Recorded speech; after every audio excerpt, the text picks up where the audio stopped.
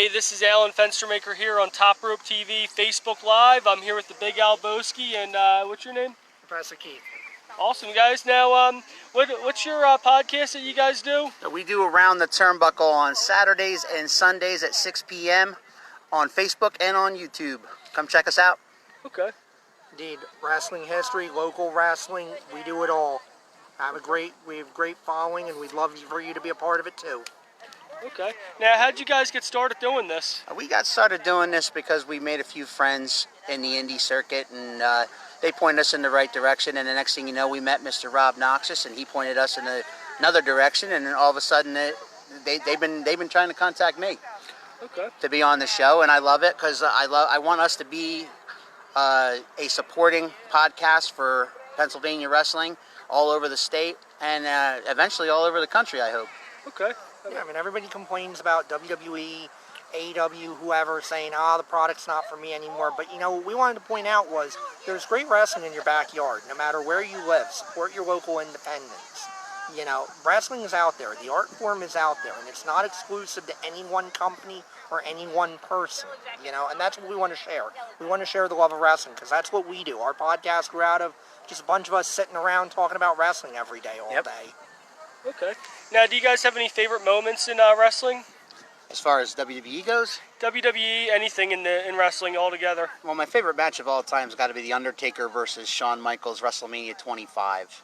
I'd go with that one. The professor here is a big Undertaker fan, so am I. But, he is more so. But I always like Shawn also. That they set the bar for greatest matches of all time. I mean, a lot of people say that Randy Macho Man Savage versus Ricky the Dragon Steamboat Mania 3.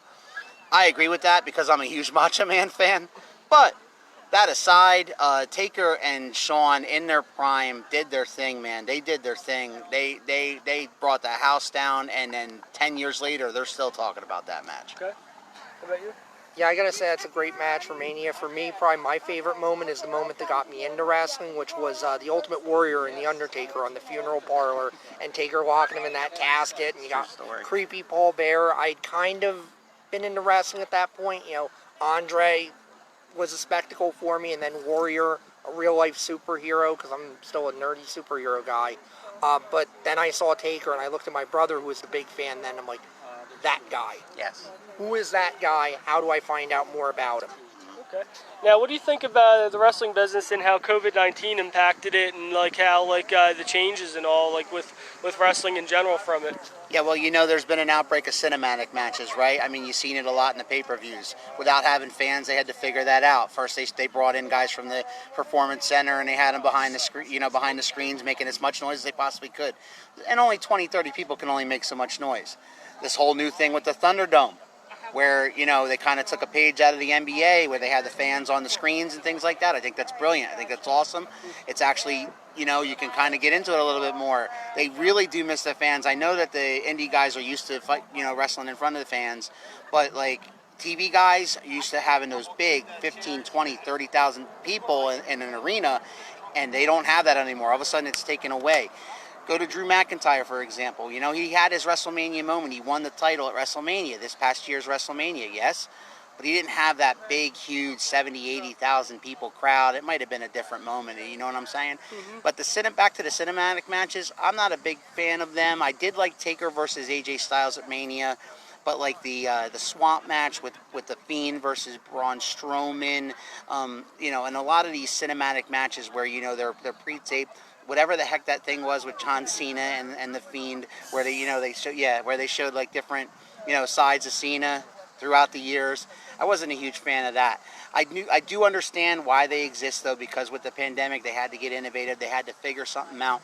But I hope that things like this, where we're starting to have fans come together, socially distanced here tonight, beautiful day out here in Marysville to watch CCW action. I hope that this is the start, and the Thunderdome is also the start of getting fans back in the arenas, because we need to get fans back in the arenas. As fans watching on TV, we want to hear the crowd. We want to hear the boos. We want to hear the cheering. We want to hear the "you suck" chants. You know what I mean? We want to hear that stuff. That's part of pro wrestling. So to answer your question, the pandemic has affected, that part of it. That part of it. The fan reaction part is what gets in their skin. That adrenaline rush, when they come through that curtain, they don't have that adrenaline rush. It's all of a sudden it was taken away from them. Okay. You have anything you'd like to add at all? Yeah, I mean, I think we're living through a new epoch now, and I'd rather focus on the positives of it, because obviously we could talk about the negatives. You know, Evolve went down with this. I think Chikara has said they're going to shut down, and I hope that's not what we're going to see, that we're not going to see a lot of companies shutting down, but I do think what we're going to see, and we talked to Mark Mest about it a couple weeks back, and he feels like the way it's going to go is it's going to be more shows like this. It's going to be more outdoor. It's going to be more virtual. It's going to be more using YouTube, using Facebook. And it may be more like WWE is doing, where you have a residency, where you say, okay, I'm going to rent a building for X amount of weeks, and we're going to set up, and we're going to go. I think wrestling is going to be different on the other side of this, and I hope and I feel like I think wrestling is going to be better, because that's one of the great things about wrestling. It evolves. No matter what's going on, wrestling finds a way to survive and evolve. Like, that's interesting you say Evolve, because I remember Paul Heyman, he was at Evolve over at the 2300 Arena last year, and he was talking about how the wrestling needs to evolve. And now, what are some of your favorite indie promotions in the state? So far, we're just getting to know that. I mean, we were focusing in the beginning when we first started the podcast 6 months ago. We were focusing on WWE, we were focusing on AEW, we were focusing on NXT, and I realized that, you know, there's a lot of wrestling out there that I just was not completely aware of. So I'm expanding. I mean, so far we've checked out Triple WA, we've checked out Valor, we've checked out H2O, we've checked out we're here today for CCW. We're branching out as much as we can throughout the Pennsylvania area. And if any wrestlers are watching this, man, hit me up. Search around the turnbuckle. Hit the Big Alboski up around the turnbuckle. Search me. Send me a message. I'd be glad to have you. I'd be glad to talk about an appearance, man. We like every show now. We seem to have a guest. We've had Rob Noxious. We've had Mark Mest. We've had Mal Havoc. We've had JT Cage and the Hat Guy from Triple WA. We've had Brickhouse. So, I mean, we keep having some. We're going to have Rebecca Payne soon. We're going to have Samu from WXW in October. So we're excited about that. We've had the CCW champion, BJ Walker. So, I mean, the guys, if you're out there and you want to be heard, you want to get your name out there, and you want to be spread about with, you know, I know there's 100 podcasts out there. Get out on them podcasts, sure, but stop by mine, man. We'll do whatever we can to help you. We're out to support our indies. Okay, awesome. You have anything you'd like to add? Yeah, I mean, I just want to echo what Alan said. You know, we love wrestling. That's why we're doing this. We love wrestling, and we want to get the word out about wrestling.